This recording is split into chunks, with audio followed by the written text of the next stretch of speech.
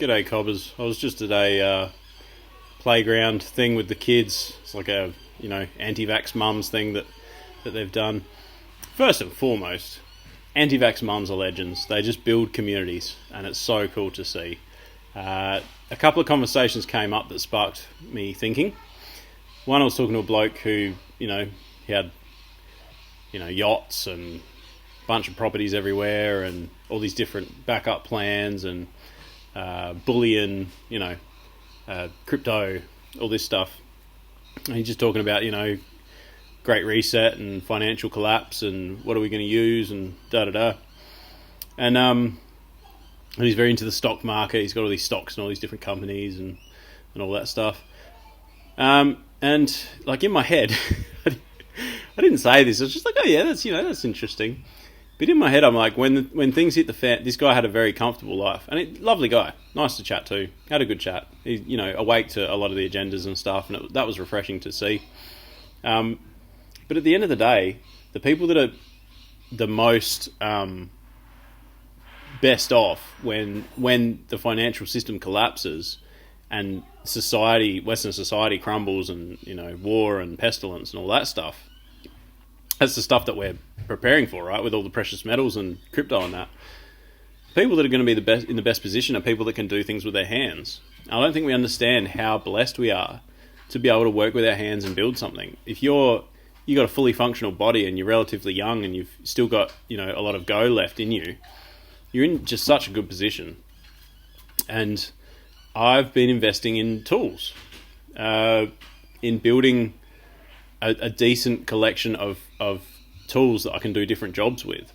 So that if that stuff does happen and everything does go wrong, those people with all the gold bars are still going to need their sinks fixed. They're still going to need like plumbing and electrical and drywall put up and frames for their house or whatever. So that's one aspect of it. But then also you get together with a bunch of dudes and find a property out in the sticks somewhere to get away from everything. What are you going to do? Are you going to live in tents or are you going to build something? So rather than focusing heaps of energy on crypto and all these different setups and stuff, maybe start watching and downloading YouTube videos on how to build things, how to do domestic trade work, because we're the kind of people that are going to have the most to offer that new, destroyed civilization that's collapsed and trying to rebuild. We're the people that they're going to need. And we're going to be in the best position for that. So I'd encourage anybody that doesn't have a trade or any knowledge of how to do stuff to just start doing stuff around your house, start building things, build a chook run and build a little cubby house for your kids and, just start building things and learning how to work with your hands, because that stuff carries over into that collapsed society. And it's actually worth money. People are going to have to give you, food and shelter and stuff and pay you whatever the currency is for those services. So invaluable. The other thing, I was talking to a lovely lady who had lost her job recently over the mandates, and she was saying, it doesn't make sense. I don't understand it. I don't understand how they turned this law and flipped it and inverted it into this so that they could fire me. It doesn't make sense. And there's a big thing there. Don't try and understand it. So we've got this system, this government system now that's been built up over the years, and it's turned into like a democratic, basically a machine. It's its own entity, and they just handball problems. So there's people on a lot of money getting paid a lot of money, a lot of our tax money, and all they do is try to make themselves look good and handball problems and shift blame. That's the whole system is built on shifting blame, which is why it's such a bad system. That's why I'd way rather an Australian monarchy than what we have at the moment, because at least you know who to shoot. At the moment, there's this guy who's got a cabinet and a minister for this, and then a minister for this, and then there's but this guy signed this piece of paper, so that means it's actually his fault, and it just goes nowhere. Have you ever noticed? And I've worked in a lot of different government sectors, building, construction, and social work, and it's always the same. It's always there's red tape that doesn't make sense because of this form that says this, and this guy designed this form. But that guy no longer works in that sector. He's over here now, so you can't really blame him for it.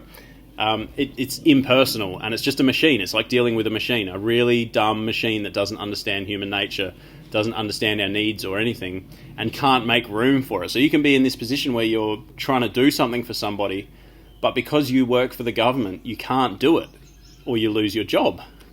And that's what it is. It's this machine. It's not going to make sense. It's a bad machine. It's a terrible machine. The machine, I'm 100%, I'd just love to watch the entire government structure just burn to the ground. And I know that sounds commie, and what comes next would inevitably be a whole lot worse. I understand all of that. But the machine at this stage is just, it's useless. It's totally useless, and it takes all of our money.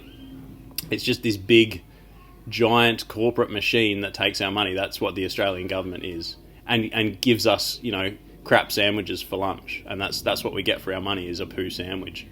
And that's the voting system is exactly the same. You think I'm going to vote for this person, they're going to change it. All the people they're all exactly the same. They say varying different things, like I'm against vaccine mandates. Well, I'm for vaccine mandates. At the end of the day, they're all identical, and they all don't control anything, and they're all going to shift blame because they're all politicians. That's what they do for a living. They shift blame. They tell people what they want to hear, and then they shift the blame when it happens. Trump, for example, classic example, and a lot of people should have learned from Trump. They're like, okay, here's a conservative, he's going to save us, he's going to reverse all the decay that we've seen in our society from all the progressive left rubbish. He's going to get rid of that and take us back to, he's going to make America great again, right? Make Germany great again, make Australia great again. It's all the same thing over and over and over. And those people always end up pushing the exact same agendas in the long term. So you look at Trump, like long term, what did he achieve? Like all the progressive things stayed the same. He still bought out a vaccine, didn't he? It was all the same. It was all exactly the same. So we need to learn from that and not trust politicians and put our trust in them. That's a big problem in the Western mindset, is we've learned to pay other people for our responsibilities, pay other people to handle our responsibilities, and we need to stop that. Inevitably we're stuck in a system where we're going to continually have to pay them, but at least we can start taking our responsibilities personally and stop outsourcing our safeties and where we get our information and all of that stuff. All the responsibility, we need to take that back. Do you know that, like, when America was set up, the national tax percentage of a person's average wage was 3%, right? And they had it the best. They had a lot of freedom. You could go build something. You could just go to a piece of land, probably pay not much for it, and just build whatever you wanted to build. You could build structures, you could build businesses, you could build, it was all about innovation and all about, like, what can I do to produce a product that people want, that kind of thing. It was so much freedom. No red tape, zero red tape. But if you were running around killing people, the government would send in the army or send in somebody to come and get you. So there was a level of safety there that they were providing, but they also weren't overbearing. It wasn't an impersonal machine yet.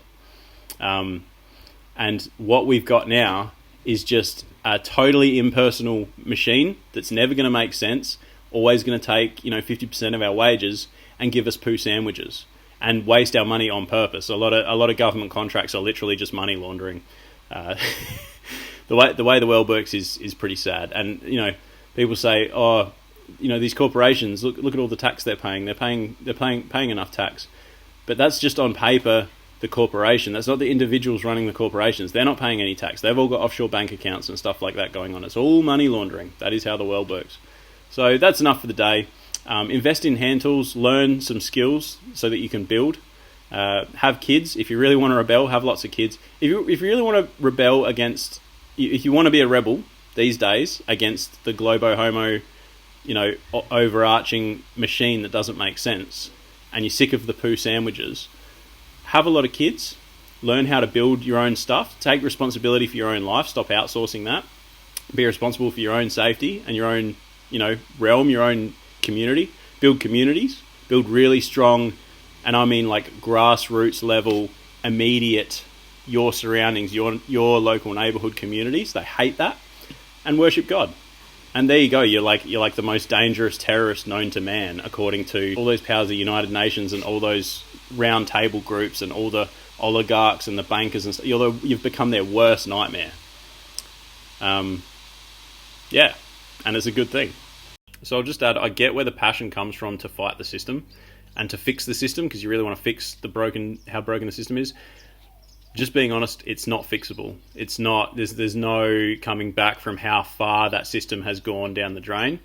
It's going to eat itself. It is going to abhorrus itself into oblivion.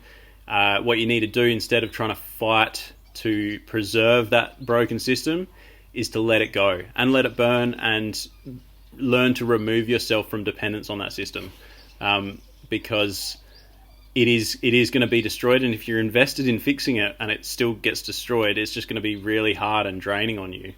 And you're going to, you spent 5 years in court and you've put $100,000 down the drain and gotten nowhere. Whereas Man B has invested in tools and gone and bought a block out as far away from all the global UN policies as he can, and is living pretty comfortably and trying to ignore it as best he can. The best way to fight it rather than head on is to just move parallel to it and exist outside of it. Exit off of the freeway and just go down your own little road. And you're still going to have them hassle you, and it's still going to be annoying to deal with, but it's going to be a lot less draining than actually trying to fight that system head on, because you're not going to get anywhere. It's a machine. You're not fighting against flesh and blood. You're fighting against principalities that you can't even see or comprehend. Also, before, when I said I'd rather a monarchy because then you know who to shoot, I was obviously talking about Minecraft, not real life.